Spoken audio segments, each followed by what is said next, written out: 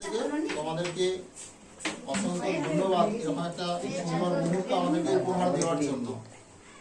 এবং আমরা অভিভূত এবং আপ্লুত। তোমরা বছরের পর বছর ধরে যেভাবে আমাদের পাশে আছো এবং যেভাবে আমাদেরকে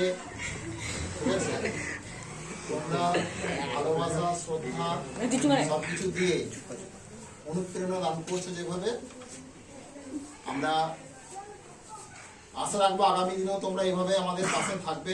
আমরাও তোমাদের পাশে সবসময় আছি, ঠিক আছে। আর বর্ষে বর্ষে দলে দলে আসছে বিদ্যা মর্তরে চলে যায় তারা কলা রবে, কৈশোরের কিশোর হয় পর্ণে পরিণত হয় যৌবনের শ্যামল গৌরবে।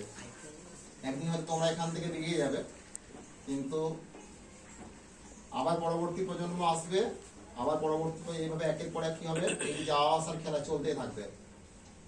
তো আজকে শিক্ষক দিবসে আমরা বেশি কিছু বলছি না, কিন্তু শিক্ষক দিবস সম্পর্কে দু চার কথা বলবার জন্য আমাদের এই সনাতন শিক্ষা নিকেতনের সব থেকে প্রবীণ শিক্ষক দেবাশিস মন্ডল মহাশয়, যিনি আমাদেরও শিক্ষক এবং এই সেন্টারের সব থেকে প্রবীণ শিক্ষক এবং এই সেন্টারের একটা বড় গুরু দায়িত্বে তিনি আছেন। ওনাকে আমি দু চার কথা বলবার জন্য অনুরোধ করছি।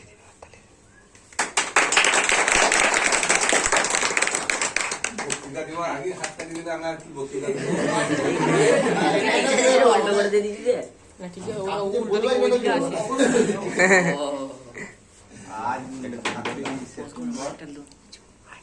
ভালো বললি